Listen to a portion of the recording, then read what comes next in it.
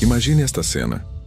Você é um milionário, podre de rico, mas completamente destruído por dentro por causa de todas as traições que já sofreu. Você só enxerga interesse nas pessoas que se aproximam. Você testa todo mundo. Você cria armadilhas. E quando uma garota simples que parece saída de um conto de fadas entra na sua vida, você tem certeza absoluta de que ela é a pior de todas, a mais ambiciosa. Mas e se ela for a única pessoa no mundo que não precisa de absolutamente nada que você tem? Essa história é sobre o Arthur, um CEO cínico que aprendeu da pior maneira que nem todo o ouro que brilha é falso. Antes de mergulharmos nessa trama de tirar o fôlego, inscreva-se no canal, ative o sininho para não perder as próximas 4 partes e me diga nos comentários de que cidade você está assistindo. O ar-condicionado da cobertura da Montenegro Holding soprava frio e implacável, combinando perfeitamente com o humor de Arthur. Ele estava prestes a fazer mais um teste. Arthur Montenegro, 30 e poucos, impecavelmente vestido em um terno italiano cinza chumbo, observava a sala de espera pelo circuito interno. O cheiro de café expresso caro mal disfarçava a tensão no ambiente. Ele precisava de uma assistente temporária para organizar documentos esquecidos, um trabalho simples e de baixo salário, justamente para atrair quem ele considerava o alvo perfeito, o oportunista. A candidata da vez, Helena, estava sentada na ponta da poltrona de couro, segurando uma pasta surrada. Seus cabelos estavam presos num coque firme, e ela usava uma blusa de algodão que parecia ter visto dias melhores. A aparência era de quem realmente precisava do emprego. Perfeito. Arthur pensou com um sorriso seco. Mais uma faminta atrás do meu sobrenome. Ele apertou um botão, chamando-a para a sala. Quando Helena entrou, seus olhos azuis esverdeados, que eram grandes demais para o rosto, varreram a sala opulenta, mas ela não demonstrou deslumbramento, apenas nervosismo. Arthur tossiu, começando a entrevista de maneira fria. O cinismo dele era quase palpável, como um muro de gelo. "Seja direta, Helena", disse ele, cruzando os braços.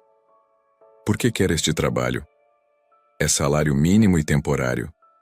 Eu preciso de experiência administrativa, Sr. Montenegro", respondeu Helena, a voz trêmula, mas firme. "E a localização é boa para mim." Arthur ignorou a resposta. Ele pegou de cima da mesa um relógio Patek Philippe, modelo caríssimo, e o deixou cair de propósito atrás da lixeira. Fez isso de forma disfarçada, como se fosse um acidente trivial.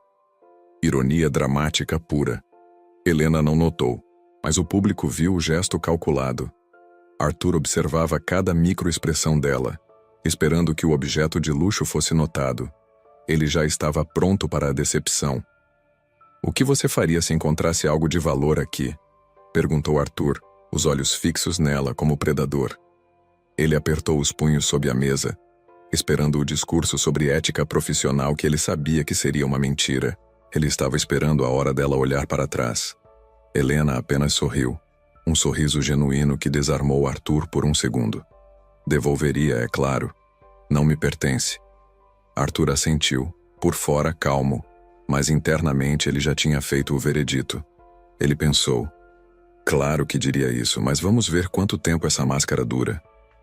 Ele se levantou, tenso, sabendo que o relógio continuava lá, esperando para ser notado quando ela começasse a trabalhar.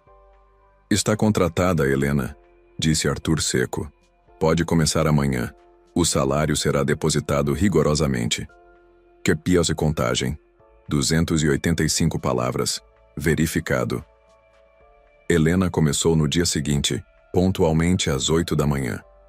O escritório de Arthur era uma fortaleza de vidro no 5º andar, e ela tinha a tarefa de organizar pilhas de contratos antigos. O ambiente era silencioso. Apenas o clique do teclado de Arthur ecoava. Ele a observava discretamente, usando os reflexos do vidro da janela para monitorar seus movimentos. Ele viu quando ela se abaixou perto da lixeira para pegar uma folha de papel caída. Seu coração disparou. Ela ia ver. Ele estava certo. Ela se levantou, o papel na mão, e continuou organizando. Ela não pegou o relógio. Ela nem sequer olhou para trás. Arthur franziu a testa. Estranho. Tipo assim, ela é cega? Ele murmurou para si mesmo. Ele estava acostumado a que as pessoas quase cambaleassem de ganância ao ver algo dele. Mais tarde naquele dia, Marco, o vice-presidente financeiro, um homem vaidoso e com um sorriso de tubarão, entrou na sala. Marco era conhecido por ter inveja da posição de Arthur e sempre tentava pescar informações. Ele viu Helena, a nova funcionária temporária, e imediatamente viu uma oportunidade. Ora, quem é a mocinha? Marco disse, com a voz escorregadia, encostando-se na divisória de vidro. O perfume dele, forte e enjoativo, invadiu o ar. Helena o cumprimentou com formalidade, os olhos focados nos documentos. Marco, o que você quer? Perguntou Arthur, irritado pela interrupção. Nada, Arthurzinho. Só dando boas-vindas à nova colega. Diga-me, querida. Marco se virou para Helena, sorrindo de forma calculada. O chefe é muito exigente? Ou ele é daqueles que pagam uns extras por um serviço fora do horário? Helena empalideceu. A tensão subiu na sala, pesada como chumbo. Arthur esperava que ela usasse o momento para se queixar ou flertar. Mas ela o surpreendeu. Meu trabalho é estritamente administrativo, Sr. Marco. Ela respondeu, a voz calma, mas com um gelo que Arthur jamais esperava. Não aceito propostas inadequadas e não tenho tempo para conversas vazias. Preciso terminar esta pilha. Marco ficou vermelho de raiva. É petulante, não é? Arthur sorriu quase imperceptivelmente. Pela primeira vez ela não agiu como ele esperava, mas o teste principal ainda estava por vir. Marco, ressentido, deixou um envelope pardo sobre a mesa de Helena, fingindo que era lixo.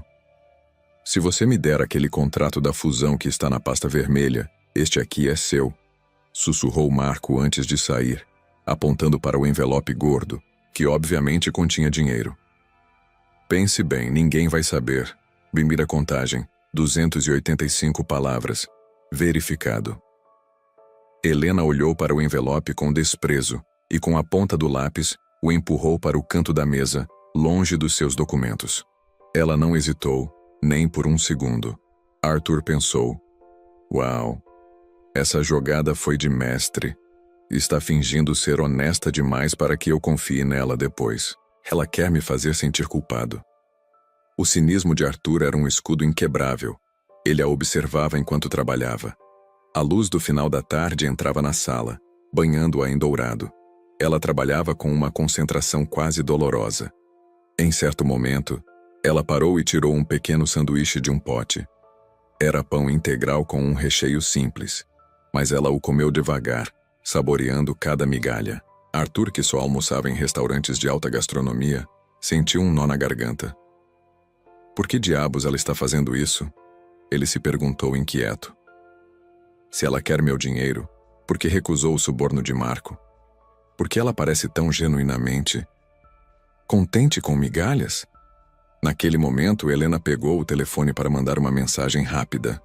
Arthur viu o aparelho.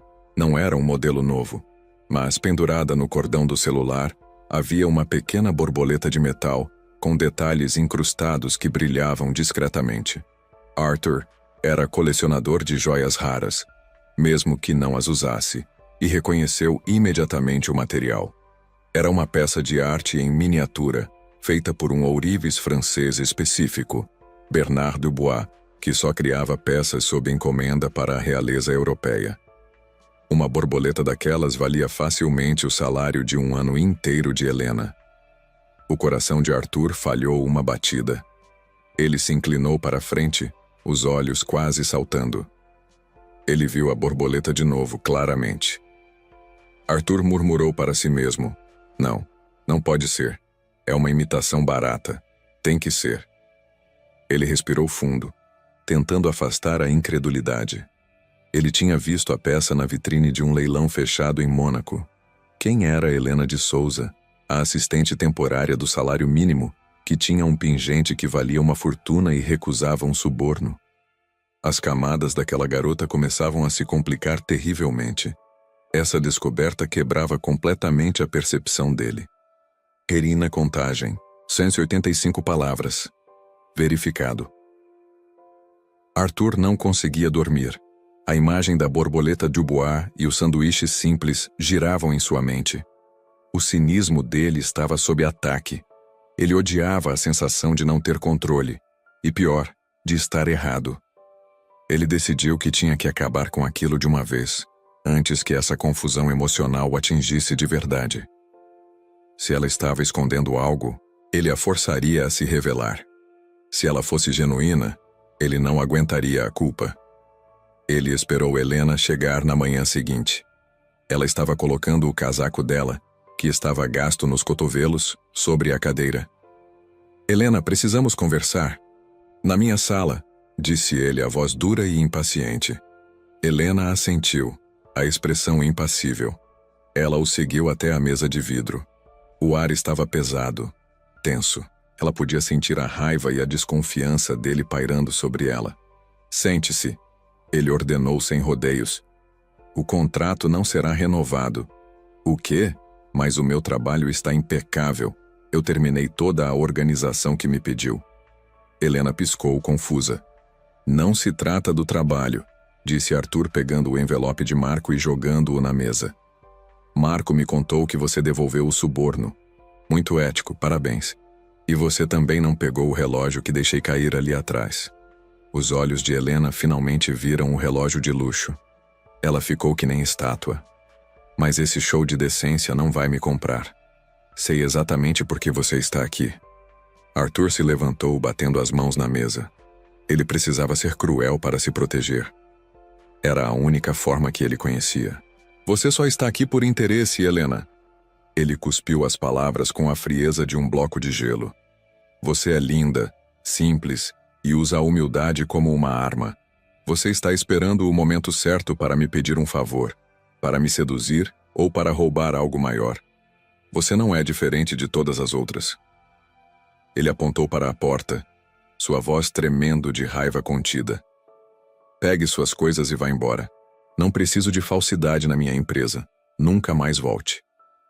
E a cena, contagem, 285 palavras, verificado. A acusação atingiu Helena como um soco no estômago. Ela não gritou, não chorou e nem sequer tentou se defender. A dignidade com que ela absorveu a crueldade dele foi mais devastadora para Arthur do que qualquer explosão emocional teria sido. Ele esperava lágrimas, súplicas, talvez até um ataque de raiva. Recebeu apenas um olhar profundo de decepção, que fez o peito dele apertar.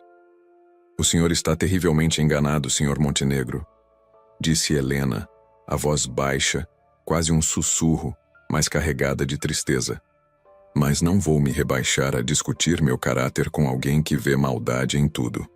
Eu só lamento o tempo perdido." Ela se levantou devagar, pegou o casaco e a pasta surrada. O pequeno pingente de borboleta brilhou sob a luz. Ela não olhou para trás.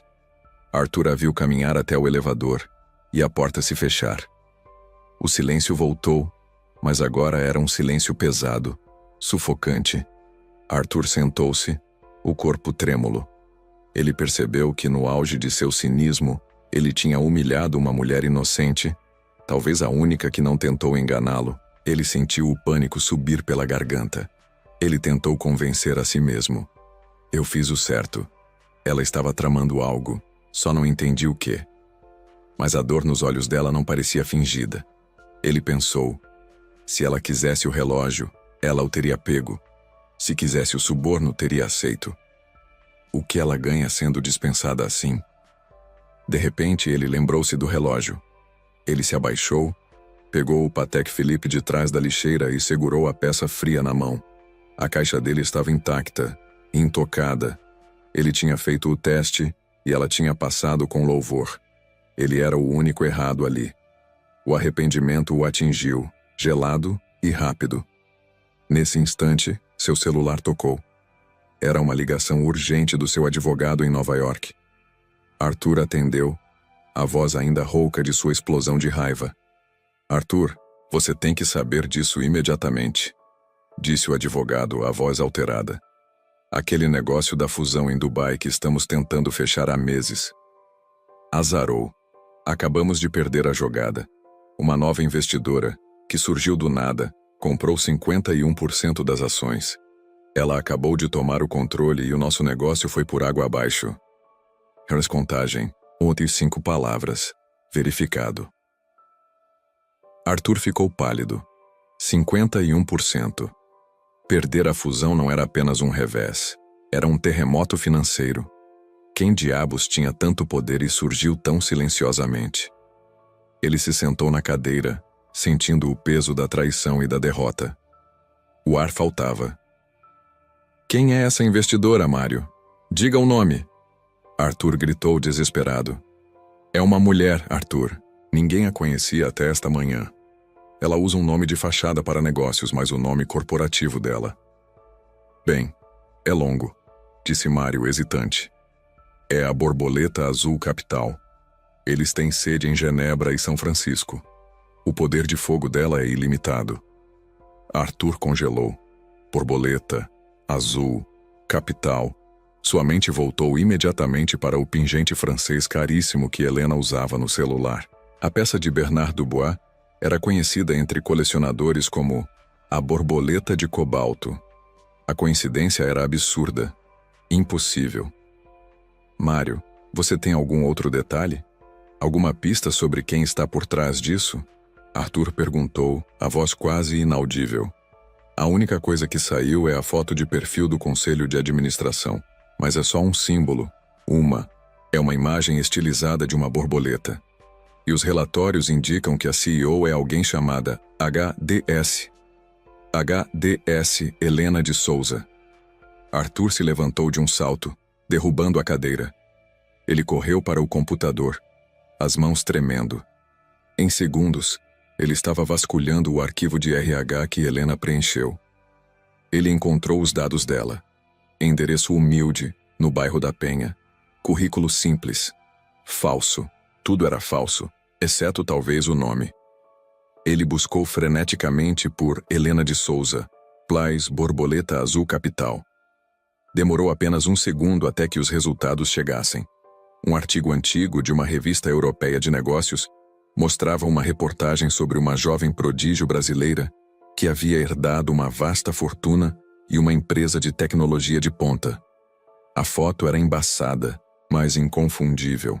Os mesmos olhos azuis esverdeados, o mesmo formato de rosto.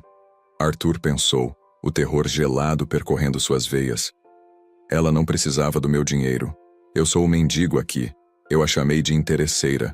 Ele pegou o paletó, o relógio ainda na mão, e correu para fora do escritório, derrubando tudo que estava pelo caminho.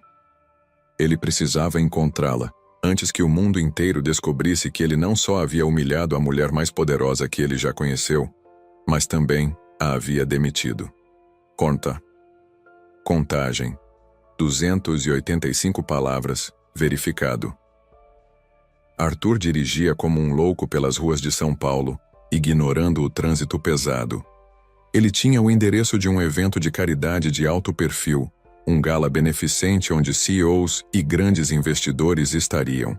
Ele rezava para que a Borboleta Azul Capital fizesse sua primeira aparição pública lá. Ao chegar no local, um salão majestoso com lustres de cristal, Arthur mal conseguia respirar.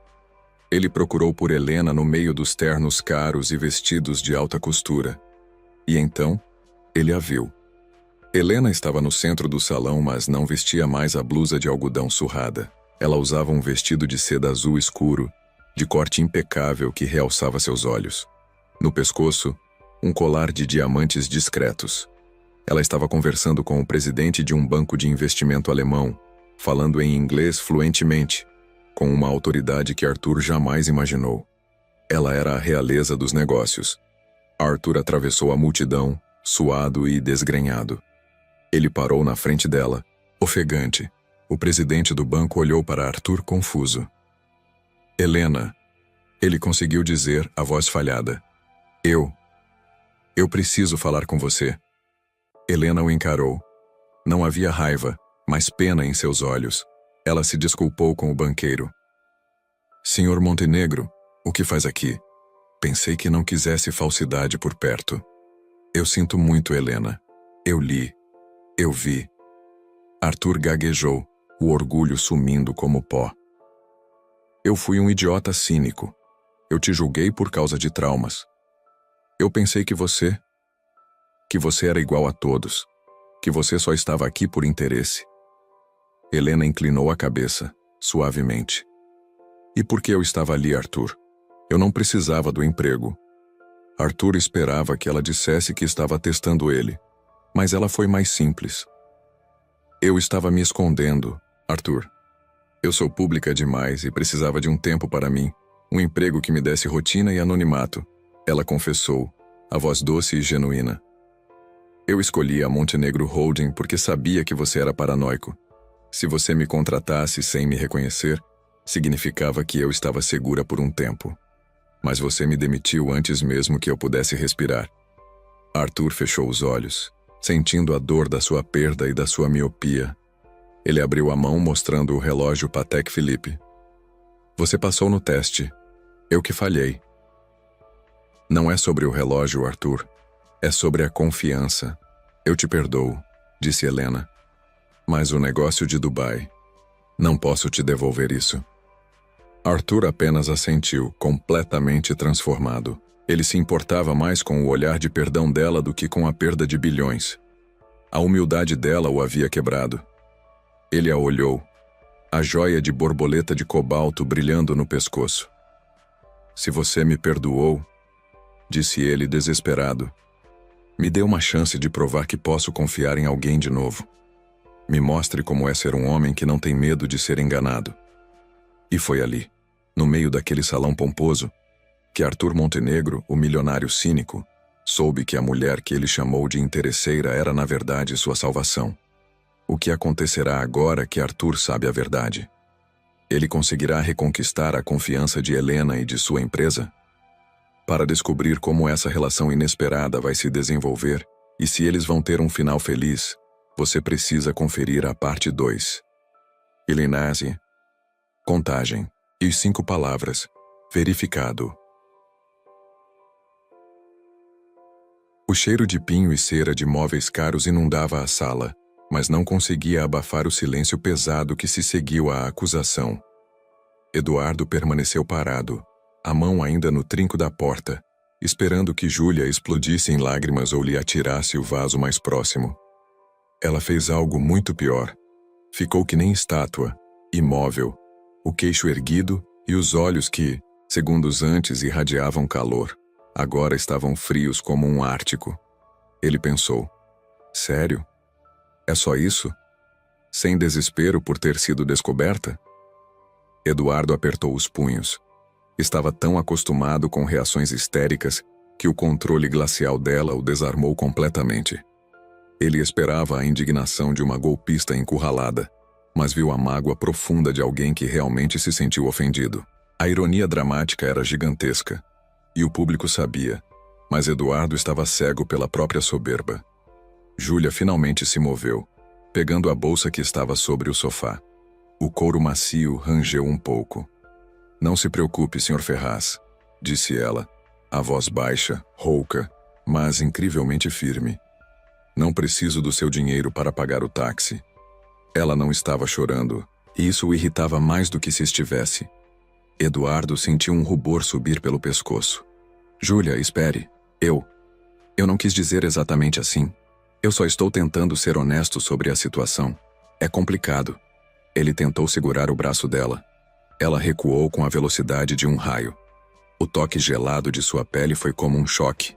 O ar mudou na sala, de repente denso, pesado, impossível de respirar. Não é complicado, Eduardo, ela rebateu. E usar o nome dele pela primeira vez sem o senhor fez o coração dele tropeçar. É simples. Você não confia em mim. E se não confia, não há nada aqui que valha a pena. Ela foi em direção à porta da cobertura. O salto alto dela ecoou no mármore polido como se estivesse marchando para longe para sempre. Eduardo pensou, desesperado. Ai meu Deus, eu estraguei tudo. Mas por quê? Por que ela está tão brava se o objetivo era me enganar? Ela devia estar implorando por perdão agora. A dúvida, fina como uma navalha, começou a cortar sua certeza. Ele se viu, o poderoso magnata, tremendo na soleira da porta, impotente. Júlia era diferente, e isso o aterrorizava. Minutos depois, no seu pequeno e impecável apartamento no centro, Júlia afundou no sofá de veludo azul marinho. Ela estava exausta. O cheiro de seu perfume favorito, jasmim e sândalo, parecia abafado. Ela pegou o celular de trabalho, um modelo criptografado, e o ligou. Olhou para a tela escura, os lábios tremendo. Ele pensa que sou uma parasita. Murmurou para si mesma, sentindo as lágrimas subirem pela primeira vez, mas ela as segurou com força. Ela olhou para a vista da cidade que, daquele ângulo, de seu prédio de luxo escondido sob um nome falso, era espetacular. O telefone vibrou. Era uma ligação internacional urgente. Ela atendeu, limpando a garganta. Sim? A voz saiu seca e profissional. Doutora Sampaio, o balanço da fusão nos Emirados Árabes. Precisamos da sua aprovação imediata. São 10 bilhões de dólares. Júlia fechou os olhos. Ok. Encaminhe para a minha assessoria jurídica agora. E, por favor, mantenha o sigilo absoluto sobre minha localização atual. A frieza retornou, uma máscara familiar de poder, substituindo a vulnerabilidade da mulher apaixonada. Eduardo não fazia ideia. Na manhã seguinte, o escritório de Eduardo parecia sufocar com a ausência de Júlia. O ar estava eletrizado com a tensão. Ele tentou ligar, mandou mensagens, mas ela não respondia a nada. Tipo adolescente bravinha, mas com a seriedade de uma CEO. E ele, o intocável, estava que nem um cão abandonado, andando de um lado para o outro na sala com um piso de mármore. O único barulho era o teclar frenético de seu assistente, Marcelo, na sala ao lado. Eduardo pegou um buquê de rosas vermelhas enormes, tipo aquelas de filme de comédia romântica, e foi até a mesa dela. Ele depositou as flores com cuidado, como se fossem dinamite. Nesse instante, a porta do elevador se abriu. Júlia entrou. Não estava vestida como a assistente de ontem. Usava um tailleur cinza impecável, um corte que gritava alta costura e um perfume que não era o cheiro suave de jasmim, mas algo mais forte, que dominava o ambiente. Ela nem sequer olhou para as flores. Sua expressão era de metal polido. Bom dia, Sr. Ferraz, disse ela, a voz totalmente desprovida de qualquer emoção. Eduardo pensou. Ai, meu Deus, o gelo voltou. Mas está mais grosso. Ele tentou o caminho da vulnerabilidade. Júlia, sobre ontem. Eu agi como um idiota. Eu sei. Posso te pagar um almoço? Quero me desculpar corretamente. Júlia tirou o casaco e o dobrou perfeitamente sobre a cadeira. Não há necessidade de almoço, Sr. Ferraz. Estou apenas cumprindo meu aviso prévio de 30 dias conforme o contrato. Não vejo razão para discussões pessoais desnecessárias. Ela entregou a ele uma pasta de documentos. Aqui estão os relatórios trimestrais que você solicitou. Todos os detalhes sobre a offshore nas Ilhas Cayman estão atualizados. Ela estava sendo profissional demais, o que só serviu para atiçar a paranoia de Eduardo. Ele apertou o maxilar. 30 dias? Você vai embora?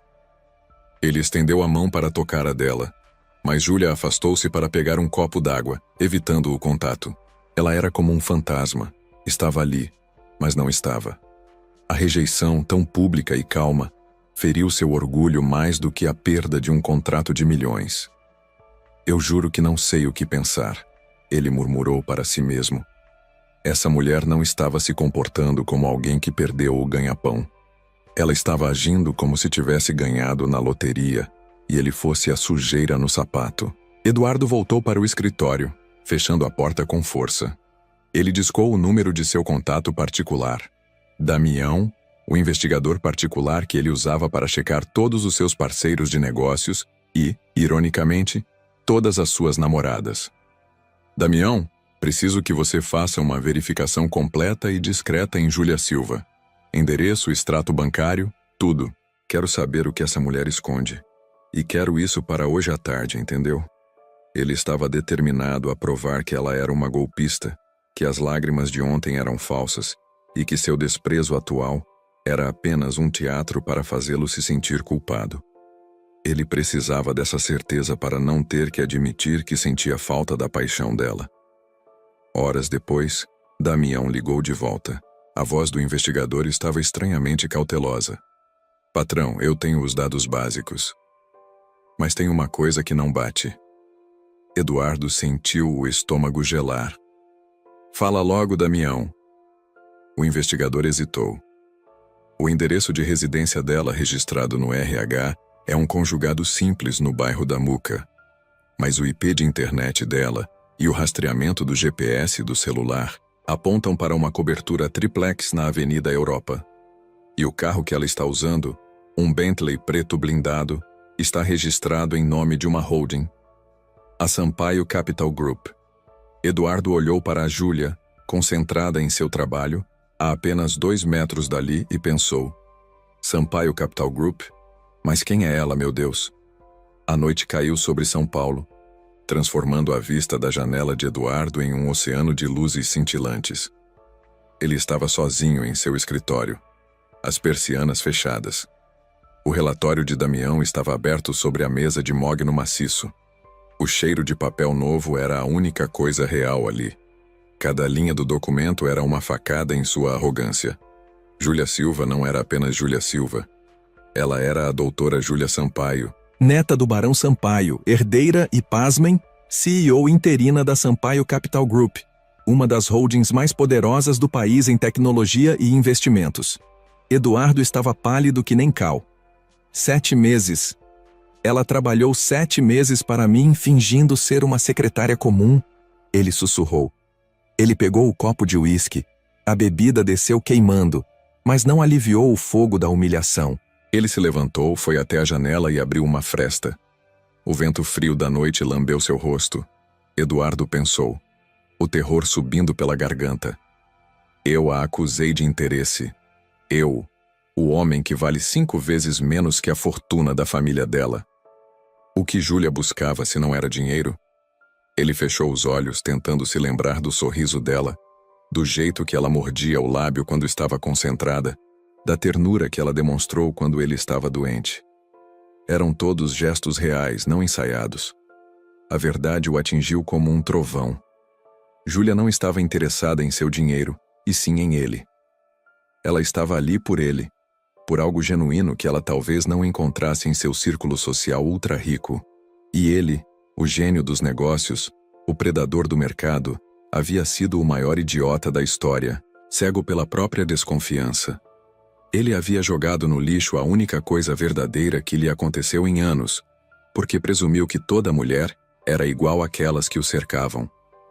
Esse era o seu fundo do poço emocional. De repente, houve uma batida leve na porta. Eduardo tentou recompor a postura, esfregando o rosto. Pode entrar, disse, a voz grave. A porta se abriu devagar. Era Júlia. Ela segurava um envelope de papel especial, com uma delicadeza que quase o fez chorar. O perfume forte que usava de manhã havia suavizado, e ele podia sentir um leve cheiro de sabonete de lavanda. Ela estava linda e terrível em sua indiferença. Senhor Ferraz, ela começou sem olhar nos olhos dele. Eu sei que eu disse 30 dias, mas meu tempo aqui acabou. Tenho compromissos inadiáveis. Este é o meu pedido formal de demissão imediata. Ela colocou o envelope sobre a mesa bem ao lado do relatório de Damião. Eduardo viu o contraste. Seu envelope, fino, com o logotipo discreto da Sampaio Capital Group no verso, e o relatório, com o nome dela em letras garrafais. Júlia Sampaio, CEO. O nome verdadeiro, a identidade que ele havia desmascarado, mas que o humilhava mais do que qualquer mentira. Ele sentiu o pânico real. Se ela fosse embora agora, ele perderia a chance de se redimir, de explicar, de pedir perdão de verdade. Eduardo segurou o envelope dela. Os dedos tremiam levemente. Júlia continuou, fria como gelo. Tudo está organizado. Marcelo pode cuidar dos detalhes financeiros. Ela fez um gesto profissional de despedida. Foi uma experiência interessante. Desejo-lhe sorte, Sr. Ferraz. Quando ela se virou para ir embora, ele viu a ponta do relatório de Damião escapar debaixo de um bloco de notas. Seu olhar viajou do envelope de demissão para o relatório, para o rosto inexpressivo dela. Ele precisava pará-la. Ele precisava confrontá-la. O silêncio no escritório era tão espesso que parecia quebrar. Eduardo sabia que tinha um microsegundo para agir antes que a porta se fechasse e ele perdesse a chance para sempre. Ele pensou: não posso deixá-la ir. Mas se eu disser que sei o segredo, ela vai pensar que eu a investiguei para chantageá-la. Eu preciso de uma desculpa profissional para mantê-la.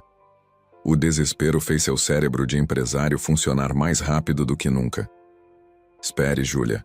Ele quase gritou, mas conseguiu manter a voz no volume de um sussurro urgente. Júlia parou, a mão no trinco, mas não se virou.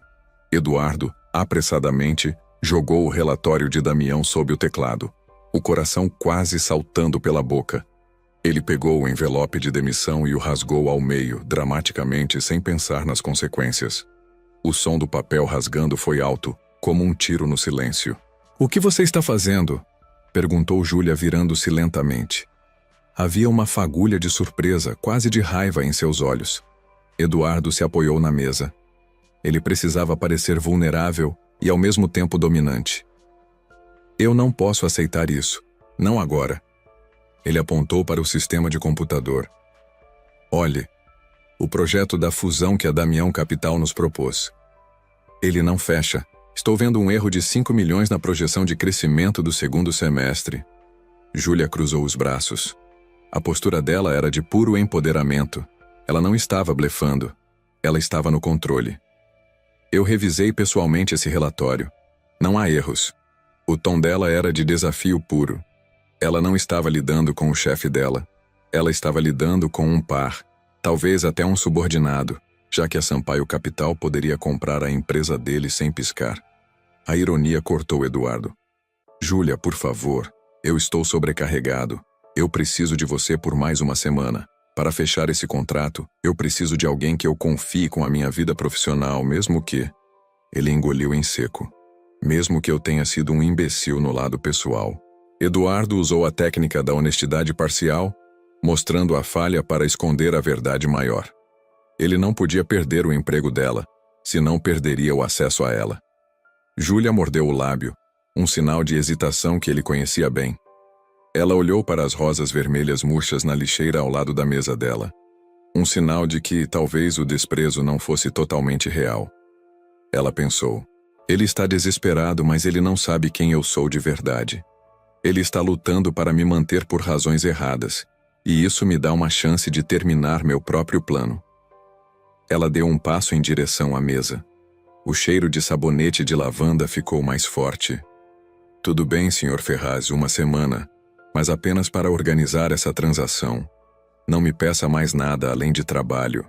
Eduardo respirou aliviado, o suor escorrendo ligeiramente em suas têmporas. "Fechado." Ele estendeu a mão para selar o acordo. Júlia hesitou antes de apertar sua mão, um aperto frio, firme e profissional, totalmente diferente dos toques suaves que eles haviam compartilhado.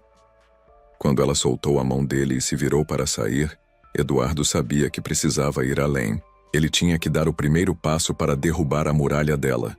Ele olhou para a porta, sua mente girando em alta velocidade, e soltou as palavras que mudariam tudo, confirmando que o jogo havia acabado para ele, mas apenas começando para os dois. "Espere, doutora Sampaio. Eu preciso do seu conselho especificamente sobre o seu grupo de investimentos. Não a Júlia Silva, mas a..." Ele parou, olhando para ela com uma intensidade que a fez tremer. Ele usou o nome dela. "Júlia Sampaio. Por favor, espere." Ela congelou, virando-se, os olhos arregalados, a boca semiaberta em choque puro. Ela finalmente sabia que ele sabia. Imagine que você está no meio de um jogo de xadrez onde o amor é o prêmio, mas a desconfiança é a regra.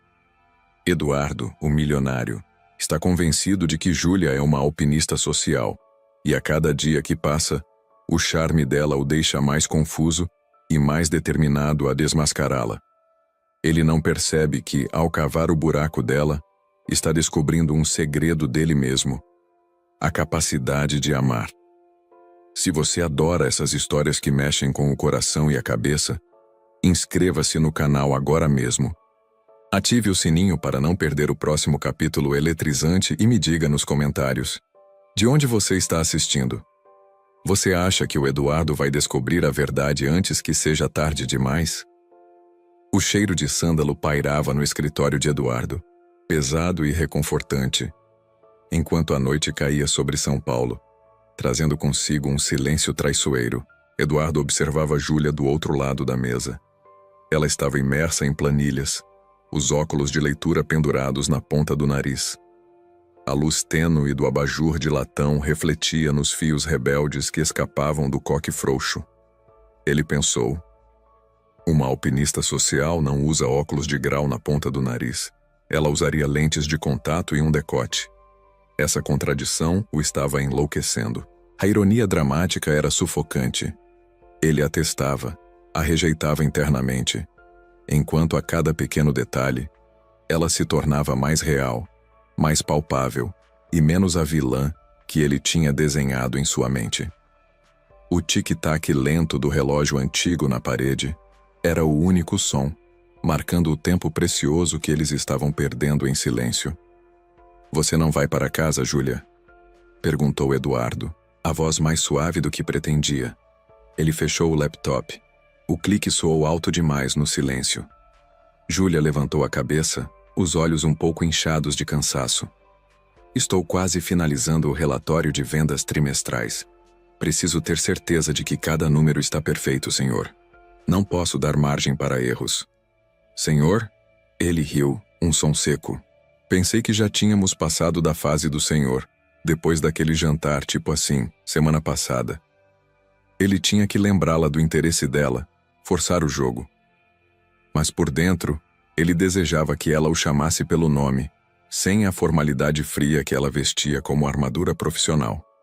O perfume dela, suave e cítrico, era totalmente diferente dos aromas pesados e doces que as mulheres do seu círculo social usavam para marcar território. Eduardo pensou, a testa franzida. Até no cheiro ela é subversiva.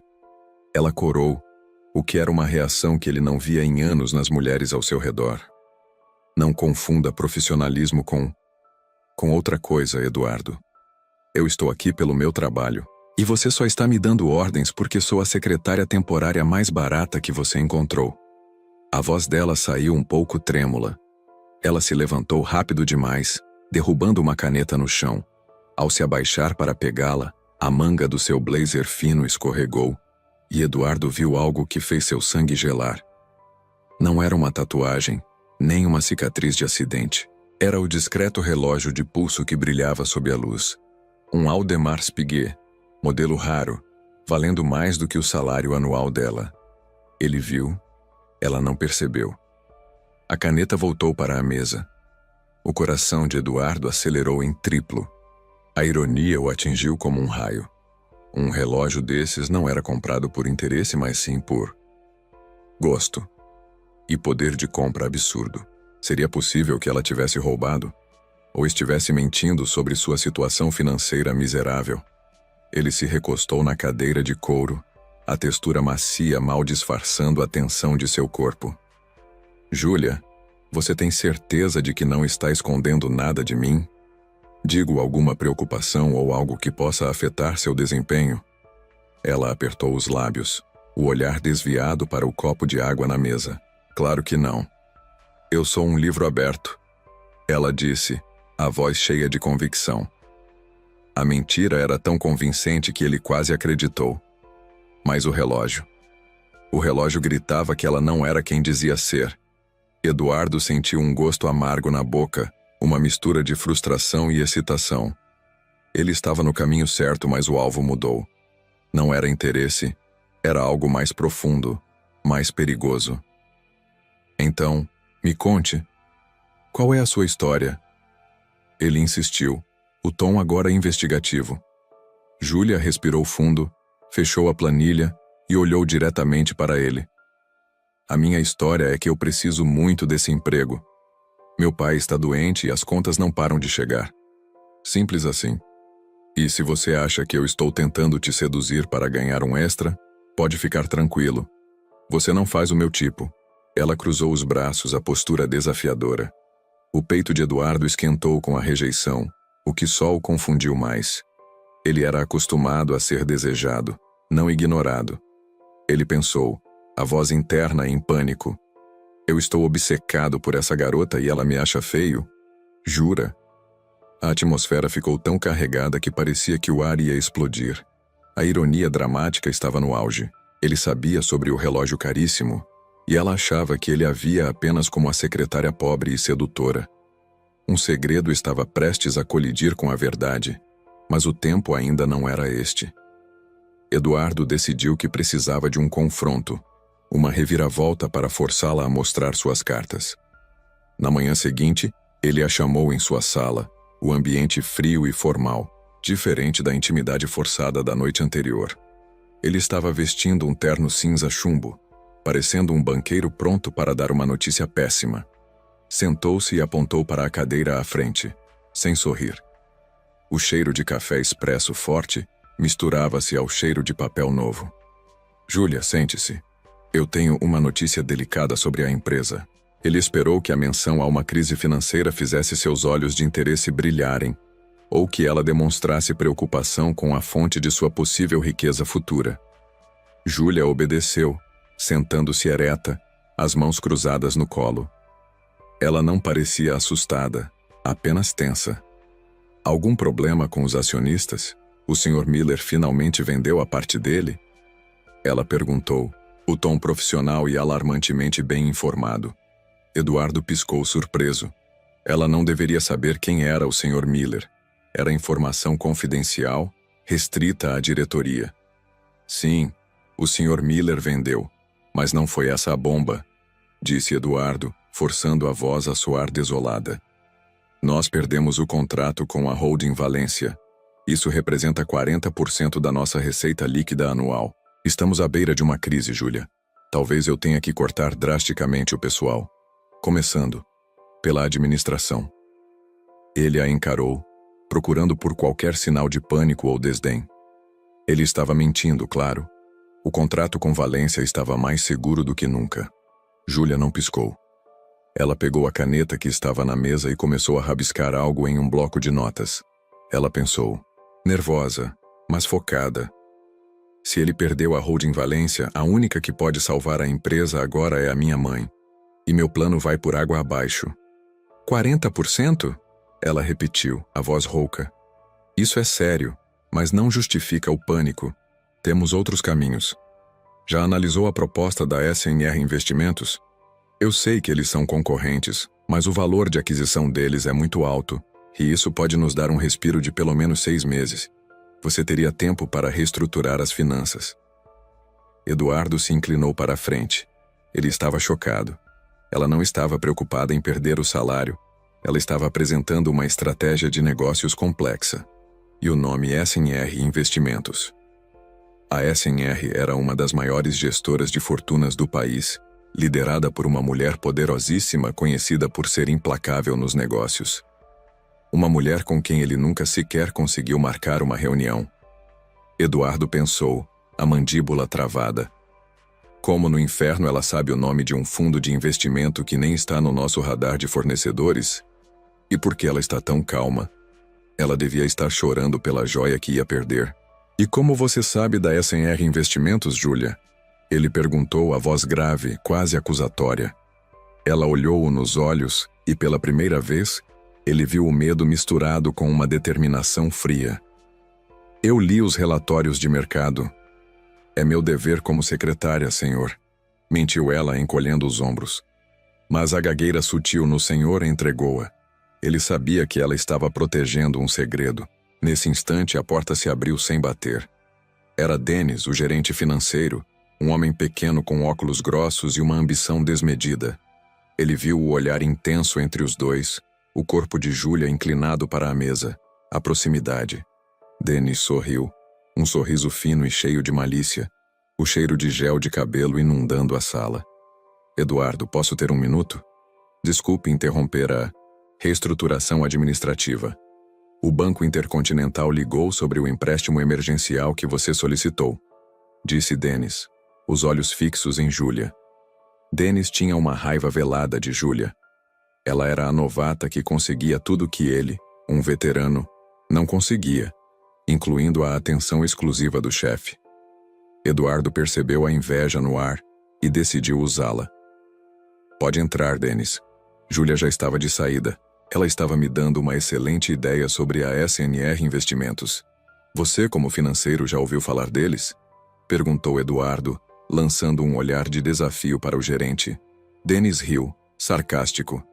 Claro, uma fortuna gigantesca, mas duvido que eles sequer olhem para uma empresa em crise como a nossa. E francamente, Eduardo, que tipo de experiência a Julia teria com gestão de fortunas? Ela mal sabe digitar relatórios sem errar o espaçamento. Dennis não sabia que por trás da secretária humilde estava uma mente estratégica que o superava em muito. Ele pensou, se essa garota pensa que vai me roubar o emprego com essa conversa de investidora, ela está muito enganada. Vou vigiá-la de perto. A ameaça estava lançada. Julia sentiu o peso do olhar de Dennis, mas o que a atingiu foi a dor nos olhos de Eduardo. Ainda que ele a estivesse testando, ela sentiu que estava se afundando cada vez mais naquela mentira perigosa. A pressão se tornou insuportável. Eduardo, agora convencido de que Julia estava escondendo riqueza em vez de buscá-la, aumentou o nível do seu teste. Ele começou a agir como um homem totalmente falido, vendendo ativos valiosos publicamente, trocando o carro importado por um modelo mais modesto e ridículo, e cancelando o serviço de limpeza semanal na sua cobertura. A ironia dramática era cruel. Ele estava fingindo pobreza para testar a sinceridade de uma mulher que, sem que ele soubesse, provavelmente era mais rica do que ele, e que estava agindo como pobre para testar a humildade dele. Julia observava a encenação com o coração na mão. Ela pensou, ele está realmente perdendo tudo, e eu estou aqui, mantendo essa fachada enquanto poderia ajudar de verdade. Eu sou uma egoísta. O plano dela de ver se ele era interesseiro tinha virado um desastre. O amor que ela sentia por ele, surgido de forma inesperada, era genuíno e doloroso. Uma tarde, Eduardo chegou ao escritório com uma expressão de derrota total. Ele vestia roupas simples, cheirando a preocupação. Julia, ele disse, a voz embargada. Eu estou vendendo a cobertura. Não tem mais jeito. E se eu não conseguir esse empréstimo no banco, terei que fechar a empresa em 1 mês. Ele apertou os punhos na mesa de vidro frio. Tudo o que construí sumindo assim, tipo fumaça. Julia levantou-se abruptamente, ignorando o protocolo. Ela sentiu a urgência de confessar, de parar a tortura. Eduardo, por favor, me escute. Eu preciso te contar algo. Eu não sou quem você pensa. Não precisa me contar nada. Ele a interrompeu, a voz explodindo em frustração. O desespero dele era tão convincente que parecia real. Eu já sei, tá? Você só está aqui por interesse. Não está? Você achou que ia me fisgar quando eu era o CEO rico. Mas agora que eu sou um potencial falido, você vai pular do barco. É isso, não é? Diz a verdade. Você me usou. Ele estava projetando a própria insegurança. Ele queria que ela confirmasse o interesse para que a rejeição doesse menos. Ele queria que ela fosse a vilã. Lágrimas brotaram nos olhos de Julia.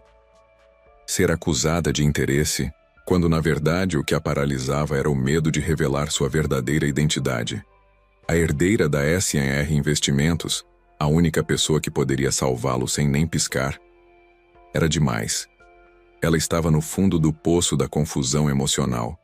Não, você está errado. Ela gritou, a voz embargada pela emoção crua. Ela precisava provar a ele. Eu te amo, seu idiota. E se você precisar de ajuda, eu te ajudo. Eu tenho. Antes que ela pudesse dizer dinheiro, o telefone de Eduardo tocou. Ele olhou o identificador de chamadas e a expressão em seu rosto mudou de raiva para pânico absoluto. Era a advogada dele. Ele atendeu gesticulando para que Julia ficasse em silêncio. O quê? Como assim, Julia Miller? Não tem nada a ver. Advogada, meu nome é Eduardo Castro. O que você está dizendo sobre uma procuração? Júlia congelou, branca que nem cal. O sobrenome, Miller. Era o sobrenome de solteira de sua mãe, que ela usava em transações discretas. Ela era a herdeira do Sr. Miller, o acionista que Eduardo mencionou antes. O segredo estava vindo à tona, mas de forma catastrófica, através de um mal-entendido legal. Ela pensou, o terror gelando seu corpo. A advogada achou o dossiê que preparo para as negociações. Ela achou o meu nome de verdade, e Eduardo vai achar que eu sou a inimiga. Eduardo desligou, o rosto pálido. Ele encarou Júlia, os olhos arregalados, boca semi-aberta. A respiração dele era superficial. Júlia Miller, ele sussurrou, as palavras pesadas como chumbo. A advogada disse que ela encontrou uma procuração assinada por Júlia Miller, que me dá acesso a um fundo emergencial. E aparentemente, Júlia Miller é a pessoa que está comprando a participação que o Sr. Miller vendeu. Você não é só a secretária. Quem diabos é você? A descoberta, em vez de alívio, trouxe uma dor profunda, pois confirmava que ela mentiu sobre tudo. Ele se sentiu traído, humilhado. Imagine que você está prestes a desmascarar a pessoa que você ama, mas no momento em que você a acusa, o universo inteiro desmorona sob seus pés. Eduardo, o milionário desconfiado, tinha certeza de que Júlia só estava com ele por causa da conta bancária. Ele armou o palco perfeito para provar que estava certo, para finalmente ter a paz cruel que a certeza de traição traz. Mas ele não esperava que o segredo dela fosse tão explosivo. Antes de mergulharmos nessa reviravolta de tirar o fôlego, eu preciso te pedir um favor. Inscreva-se no canal, ative o sininho para não perder o próximo e me conta nos comentários de onde você está assistindo essa história. O silêncio na cobertura era tão pesado que parecia ter peso físico. Eduardo estava pronto para a guerra, mas o olhar de Júlia era de absoluta indiferença. Você só está aqui por interesse. A voz de Eduardo era fria, cortando o ar como vidro quebrado. Ele estava parado na frente das janelas panorâmicas de sua cobertura, a cidade aos seus pés parecendo minúscula e insignificante. Cruzou os braços, a postura rígida de quem espera o contra-ataque desesperado. Ele precisava ver a lágrima, o desespero, precisava da confirmação. Mas Júlia apenas soltou uma risada baixa e irônica, que fez a testa de Eduardo enrugar de imediato. Ela não estava agindo como a golpista que ele esperava. É mesmo, Eduardo? Interesse? Ela repetiu, a voz perigosamente calma. Ela não tremia. O perfume dela, levemente floral, flutuava no ambiente, contrastando com a tensão densa. Júlia deu um passo à frente. E qual seria o meu interesse? Morar nesse palácio de cristal? Usar seu cartão de crédito? Você já me deu tudo isso. Ela gesticulou para o anel discreto que ele lhe dera, ainda em seu dedo. O que mais você acha que eu quero levar? Eduardo apertou os punhos. Ele pensou, o coração dando um salto estranho. Ela está blefando. É um truque de manipulação. Quero levar a sua paz, Eduardo.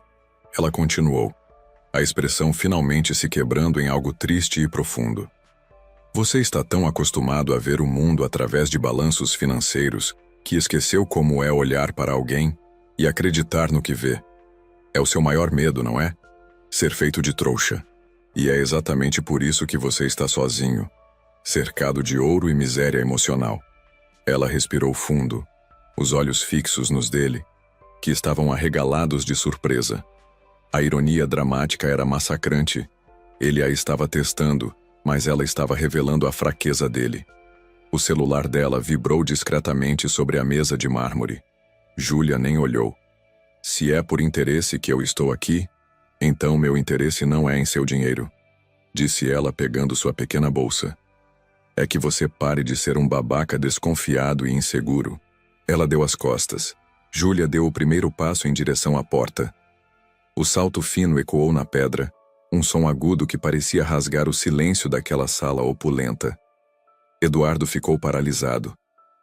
Ele nunca imaginou que ela teria coragem de ir embora assim, sem chorar, sem lutar pela permanência ao lado dele. Pessoas interesseiras lutam, ele pensou, confuso. Elas imploram, se humilham, elas não saem com essa dignidade forçada. O plano dele estava desmoronando de forma humilhante. Júlia, espere. Ele conseguiu balbuciar, dando um passo incerto. Ela parou, mas não se virou. Não me ligue, não me procure. Eu não sou mais seu experimento. Ele sentiu um calor súbito no peito, uma sensação de perda que era estranhamente familiar, como se estivesse revivendo o dia em que seu pai o abandonou. A vulnerabilidade atingiu-o em cheio. Ele olhou para a mesa. O celular dela tinha parado de vibrar, mas um pequeno pedaço de papel deslizou para o chão quando ela puxou a bolsa. Eduardo hesitou, mas a curiosidade foi mais forte que o orgulho. Ele pegou o papel, suas mãos grandes tremendo um pouco. Era um número de telefone, rabiscado apressadamente e acima dele um nome.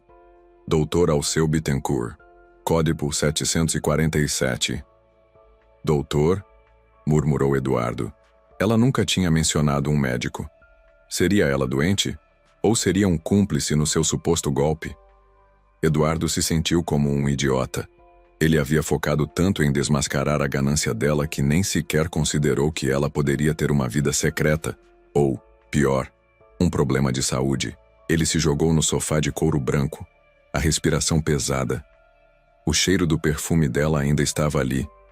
Aquele cheiro agora parecia um fantasma, zombando dele. Ele tinha que saber a verdade. Não sobre o dinheiro, mas sobre o que ela era. Ele pegou o próprio celular, os dedos voando sobre a tela. Marcelo, preciso de você. Agora. E é urgente. Quero tudo sobre uma mulher chamada Júlia. O que ela come, onde ela mora, de onde veio cada centavo. Tudo. A complicação era inesperada. Ele estava virando um stalker, movido não pela desconfiança financeira, mas por um medo crescente de que ela fosse a única coisa real na vida dele, e ele a tinha estragado por nada. Marcelo, o detetive particular e amigo de longa data, daqueles que você paga para não te julgar, chegou 1 hora depois, com a cara de quem tinha sido tirado de um jantar romântico. O aroma de tempero italiano pairava nele, misturado ao cheiro forte do café que Eduardo já havia preparado. Eduardo, você parece que viu um fantasma.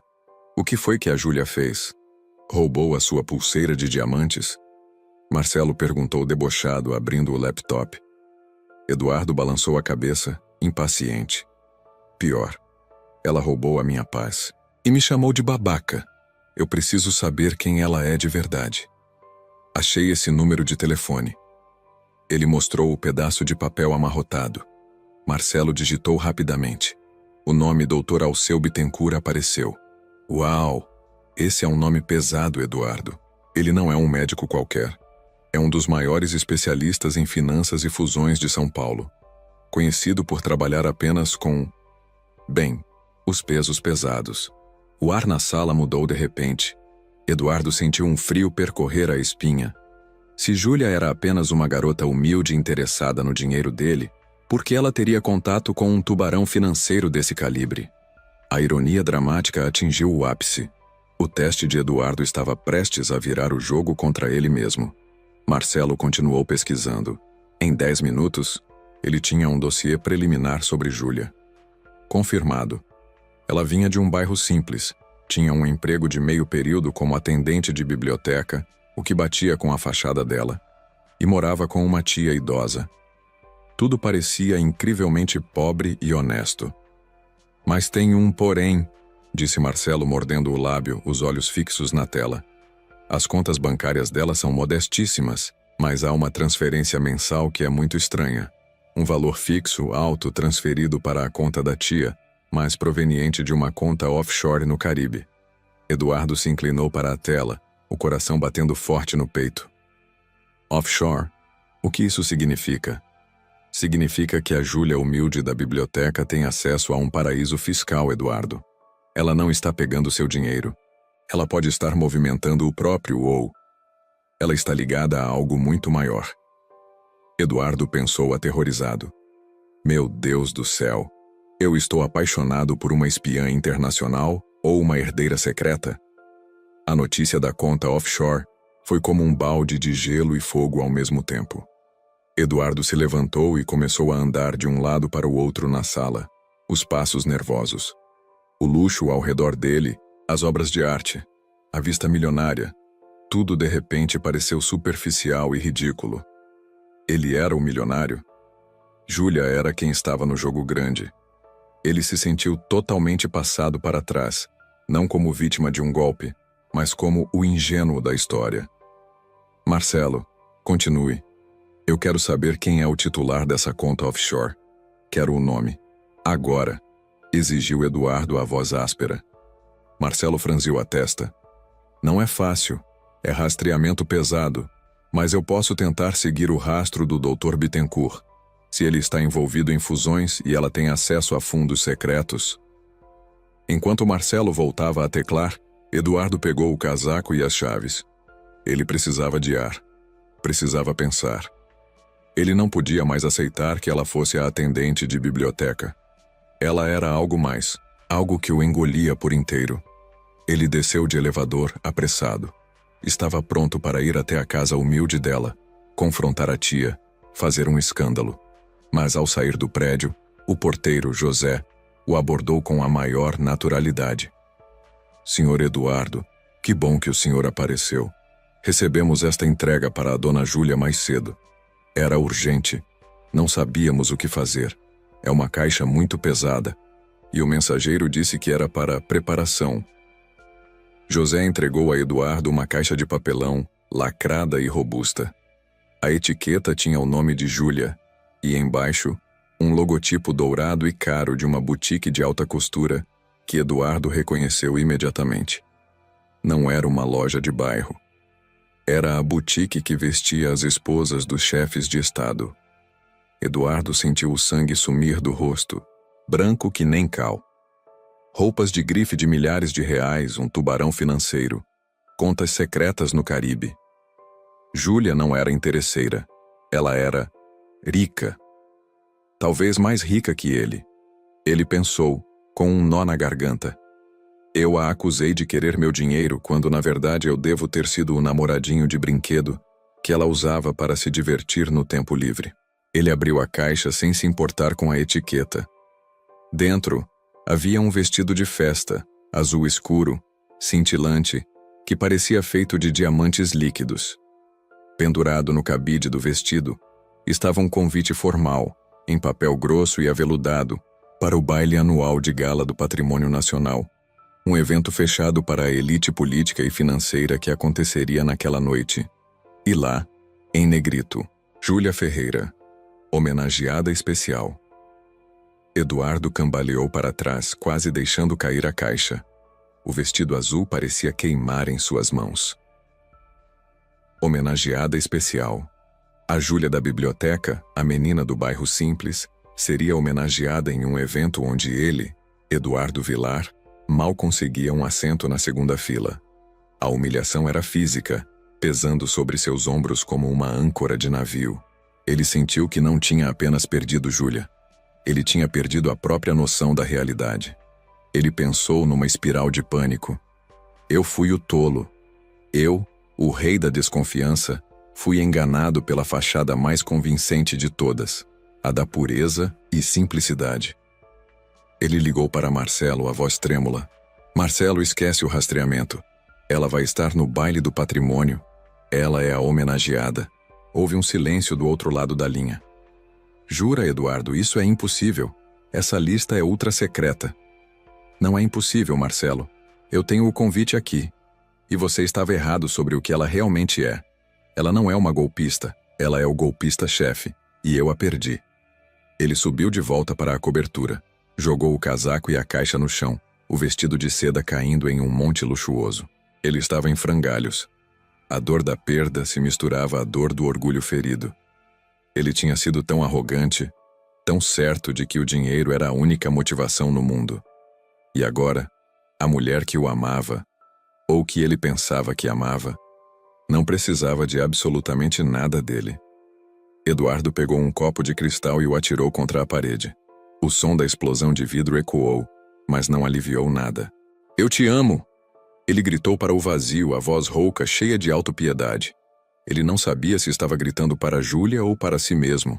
A cena era patética. Ele era o homem mais poderoso da sala, e agora estava de joelhos, derrotado por uma mulher que se vestia com jeans e camisetas velhas. O único barulho era o gotejar incessante da torneira na cozinha. Estava tudo perdido.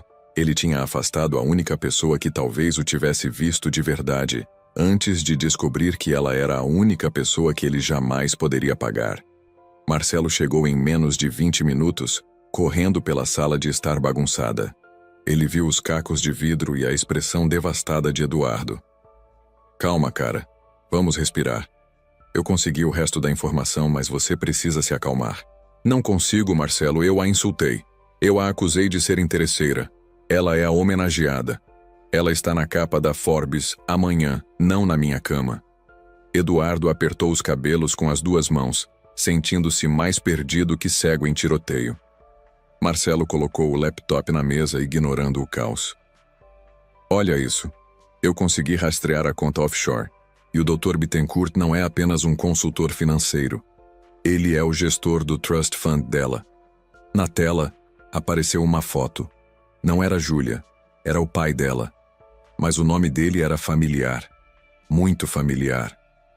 O pai dela não morreu pobre num acidente? Foi isso que ela me contou, murmurou Eduardo, aproximando o rosto da tela. Morreu. Mas ele não era um operário qualquer, Eduardo. Ele era o cofundador da Olimpo Tech, a maior empresa de inovação em tecnologia limpa do país, concorrente direta de você. Ele montou o trust para a filha antes de morrer. E Júlia, formalmente, é a acionista majoritária. O ar faltou nos pulmões de Eduardo. A Olimpo Tech, a empresa que ele estava tentando comprar há 6 meses. A empresa que era um mistério de controle acionário.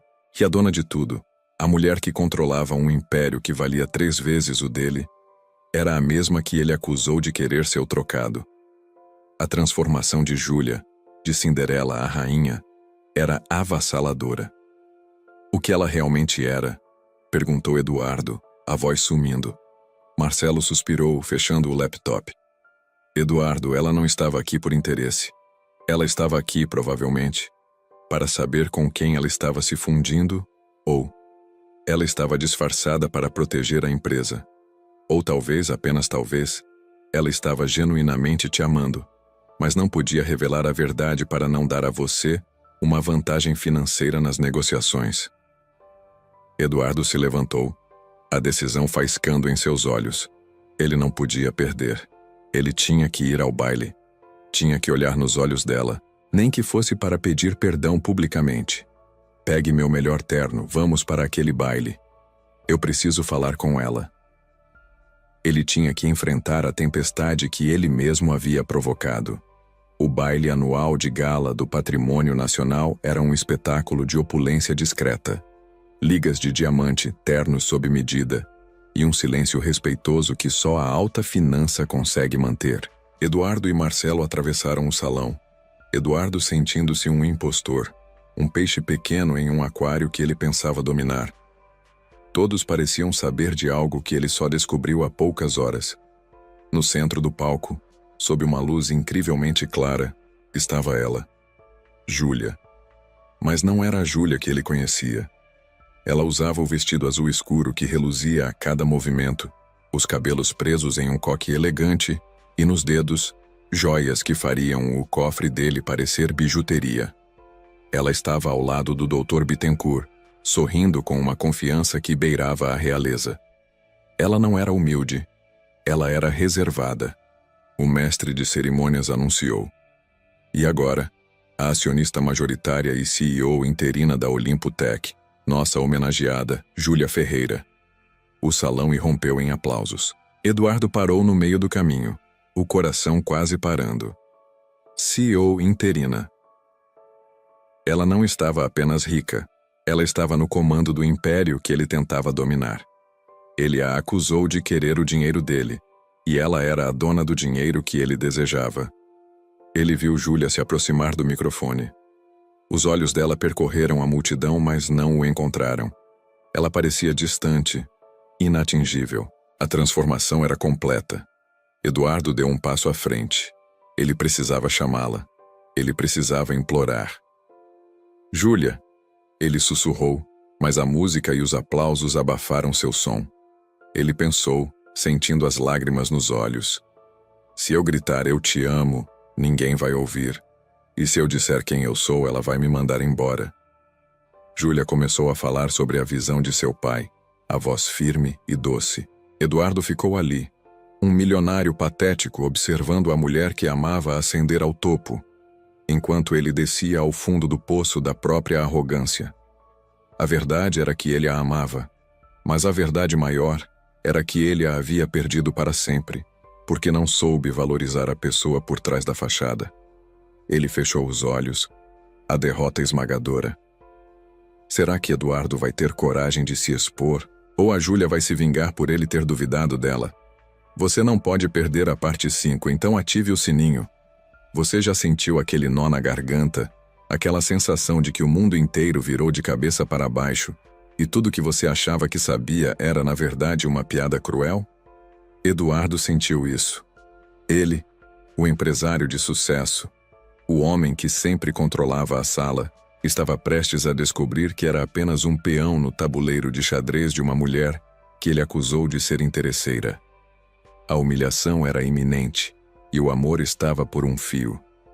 Se você está aqui, é porque você precisa saber o final dessa história que fez nosso milionário engolir o próprio orgulho. Antes de mergulhar nesse clímax de tirar o fôlego, eu preciso te pedir um favor. Inscreva-se no canal, ative o sininho para não perder os próximos dramas e me conte nos comentários de onde você está acompanhando o sofrimento do Eduardo. O cheiro de carvalho e couro caro pairava sobre a sala de reuniões no 5º andar. A mesa de mogno refletia as luzes frias do teto. Eduardo estava sentado na ponta, as mãos suadas segurando a caneta. Ele estava pronto para a negociação final da venda de sua empresa. Mas ele não estava pronto para o que aconteceria nos próximos 5 minutos. A porta de vidro se abriu. Não era o CEO da Corporação Z como ele esperava. Lara entrou. Não a Lara de jeans e camiseta que ele conheceu no café. Era uma Lara de poder, vestindo um terninho de corte impecável em seda azul marinho, saltos que pareciam afiados e um coque alto que reforçava sua postura de comando. O perfume dela, antes suave e floral, agora parecia ter uma nota metálica de desafio. Eduardo sentiu o ar sumir dos pulmões. Ele piscou, tentando processar. Onde? Onde está o Dr. Albuquerque? Perguntou ele, a voz saindo rouca, trêmula. Lara sorriu, mas era um sorriso frio, o mesmo que ele vira no retrato da parede da galeria que ela dissera pertencer a uma tia distante. Dr. Albuquerque é apenas o meu intermediário, Eduardo. Eu sou a Corporação Zé, disse ela, deslizando para a cadeira principal, na cabeceira da mesa, de frente para ele. Eduardo piscou de novo. Tentou rir para dissipar o pânico, mas o som que saiu foi um ruído patético. Ah, isso é uma piada, certo, Lara? Tipo, uma vingança pela minha desconfiança? Você me pegou, garota, juro que me pegou. Ela levantou uma sobrancelha, um gesto que ele já tinha achado charmoso, mas que agora parecia uma condenação. Você realmente achou que eu ficaria meses lavando seu chão, te servindo café, suportando sua paranoia? Só por um capricho, Eduardo. Você disse que eu só estava ali por interesse. Ela fez uma pausa dramática. E você estava certo. Eu estava aqui por interesse. No seu fluxo de caixa, no seu portfólio de patentes e na sua capacidade de gestão, que é excelente. Ele se afundou na cadeira, o sangue quente subindo ao rosto. Seus sócios, sentados ao lado, olhavam para ele com expressões que variavam entre confusão e puro terror. Você é a dona da Z? A empresa que vale 3 vezes o PIB de um pequeno país? Murmurou ele, as palavras grudando na língua. Lara inclinou a cabeça pegando uma pasta de couro que valia mais que o carro dele. Minha família fundou a Z. Eu a administro desde os 25. O apelido que você me deu, o do Tubarão, ela riu sem humor. Não era sobre ser boazinha, era sobre engolir empresas como a sua no café da manhã. Mas a sua é especial. Sua tecnologia é brilhante. A ironia era um golpe físico. Ele, que passou a vida inteira temendo ser explorado por mulheres, estava sendo absorvido por uma que ele julgou ser fraca e manipuladora. Ele pensou: eu sou o maior idiota do mundo, o maior e mais cego idiota. Você se infiltrou? Ele perguntou, a voz grave. Não, eu não me infiltrei. Eu simplesmente existo. E quando vi sua empresa no radar de aquisição, eu quis saber quem era o gênio por trás dela. Eu quis ver de perto, e você me deu a chance perfeita para entrar disfarçada. Ela fez um gesto em direção ao seu traje atual. Se eu viesse assim, você jamais me trataria como uma igual. Você me trataria como um negócio. Mas como Lara, a garçonete, você baixou a guarda. E então, você me acusou de te amar pelo seu dinheiro. Lágrimas de raiva e vergonha ardiam nos olhos de Eduardo. Ele cruzou os braços, tentando proteger-se da avalanche de realidade. E o que acontece agora? Você me humilha? Me destrói? Perguntou ele. Não, eu fecho o negócio. Seu preço é justo. E eu quero você como CEO da subsidiária, seus sócios. Bem, eles estão dispensados com seus pacotes de saída. Eles não me interessam. Os sócios se levantaram, furiosos e confusos, mas a presença de Lara era tão avassaladora que eles se calaram e saíram, deixando a sala imensa apenas para os dois. O silêncio era tão pesado que parecia que o som tinha sido drenado. Eduardo ficou olhando para o contrato, que representava tanto a sua libertação financeira quanto o seu atestado de cegueira emocional. Ele podia sentir o cheiro do sabonete que Lara usava quando estava em sua casa. Era o mesmo, mas agora misturado com o poder de quem podia comprar a vida dele. Eu te amo, Lara, disse ele sem conseguir segurar. A confissão veio rasgando o orgulho. Ela parou de folhear o contrato, seus dedos parando na cláusula de não competição. Você ama o quê? A ideia de que eu te amo mesmo você sendo um desconfiado incurável? Ou você ama a CEO que acabou de te salvar da falência iminente que seus sócios iriam causar? Eduardo tremeu. Ele se levantou, afastando-se da mesa, indo até a janela que dava para toda a cidade. A vista, que antes lhe dava a sensação de controle, agora parecia risível. Eu amo a mulher que me fez um café horrível, que ria das minhas piadas chatas e que me olhava sem julgamento. Eu me comportei como um babaca arrogante, desconfiado, e eu sei disso. Meu pai me ensinou a sempre duvidar da lealdade, e eu projetei isso em você. Eu destruí a única coisa boa que aconteceu na minha vida, porque meu medo é maior que a minha razão. Ele encostou a testa no vidro frio, sentindo a temperatura contrastar com o calor de sua vergonha. Lara se levantou, caminhando lentamente até ele. Cada passo de seu salto no mármore era um martelo na consciência de Eduardo. Você me magoou profundamente, Eduardo. Cada vez que você insinuava que eu era uma aproveitadora, você não via quem eu era. Você via o seu trauma projetado em mim. Ele virou-se para encará-la. Os olhos dela estavam marejados, apesar da postura firme. Eu não estou pedindo seu perdão profissional. Assinarei o contrato. Você me salvou e eu lhe serei grato. Mas eu estou implorando pelo seu perdão pessoal. Me diga que há uma chance.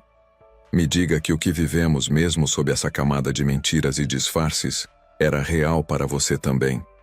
Lara mordeu o lábio, o monólogo interno a consumindo. Ele é tão patético agora, tão vulnerável. Exatamente o que eu queria ver. Mas por que me dói tanto vê-lo assim? É vingança ou amor? Ela deu mais um passo, diminuindo a distância entre eles. O cheiro dela o inundou. O que vivemos foi real, Eduardo. Eu não precisava do seu dinheiro, mas eu precisava de você. O fato de eu ser bilionária não impede que eu me apaixone por um homem desconfiado e teimoso. Eu pensei em te humilhar, em te deixar na rua, só para provar meu ponto. Mas meu coração não deixou. Ela respirou fundo. Eu não sei se posso te perdoar. Meu medo agora é que você nunca mais confie em mim, porque você nunca saberá se eu estou aqui pela sua empresa ou pelo que sobrou do seu coração. Você é Lara, a CEO, e você é a mulher do café. Eu amo as duas. Se você me der a chance de provar que aprendi a lição, eu passo o resto da minha vida te mostrando que dinheiro não me importa, que só você me importa.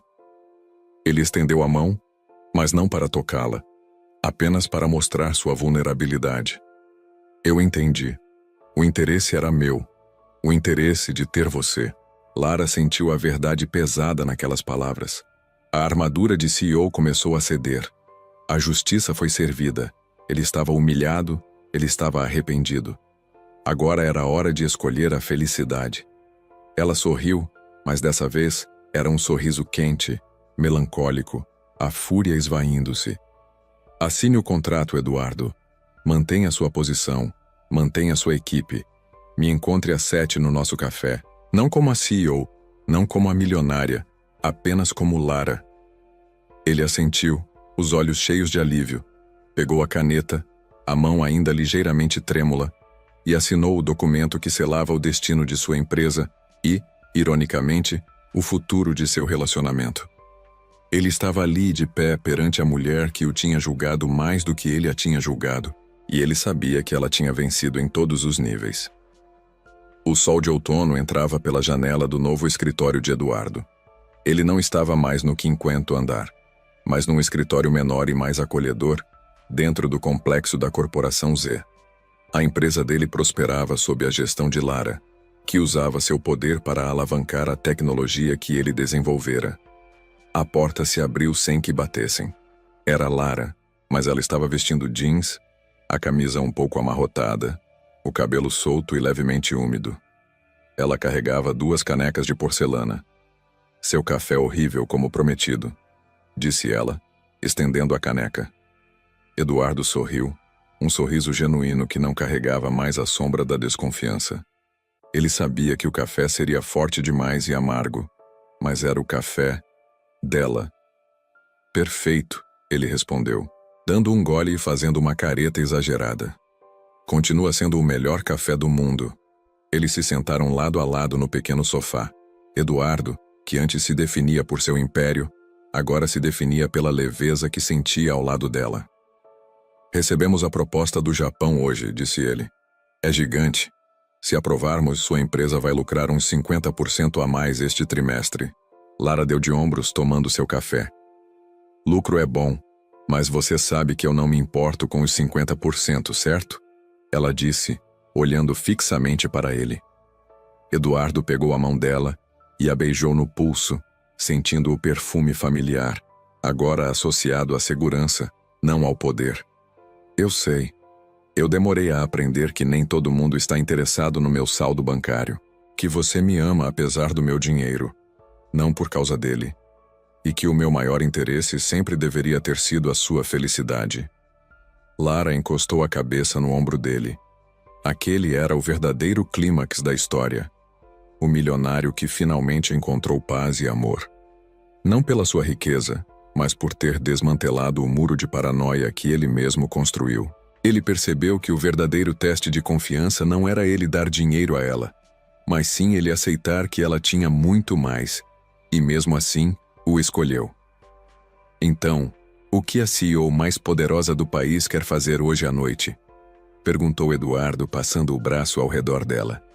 Apenas jantar em casa com o homem mais teimoso e charmoso do mundo, e talvez depois falarmos sobre a possibilidade de comprarmos aquela pequena ilha que você viu na revista de viagens. Ele riu. Comprarmos? Ou você comprar e me deixar visitar? Ela deu um tapa leve no braço dele. Estamos juntos nessa, bobo, mas você tem que prometer que nunca mais vai me servir um café horrível. Eu prometo, mas só se você prometer nunca mais se disfarçar de gênio da lâmpada para comprar minha vida, disse ele beijando-a. Eles se beijaram demoradamente, o sabor amargo do café se misturando ao doce da resolução. Eduardo finalmente compreendeu que o amor não era uma transação comercial a ser protegida, mas sim um risco a ser aceito. E ele estava, pela primeira vez na vida, disposto a apostar tudo no risco chamado Lara. O final dessa história não foi sobre quem era mais rico, foi sobre quem aprendeu a amar de verdade. E foi assim que o milionário desconfiado descobriu que a mulher que ele achava ser interesseira era, na verdade, a única pessoa que se interessava genuinamente por ele. O homem por trás do dinheiro. Se essa história de amor e reviravoltas te pegou de surpresa, deixa o seu like, Compartilha com todo mundo que precisa aprender a lição do Eduardo. E não esquece de deixar um comentário dizendo qual foi o momento que você mais vibrou com a vingança da Lara. A gente se vê na próxima mini novela. Tchau.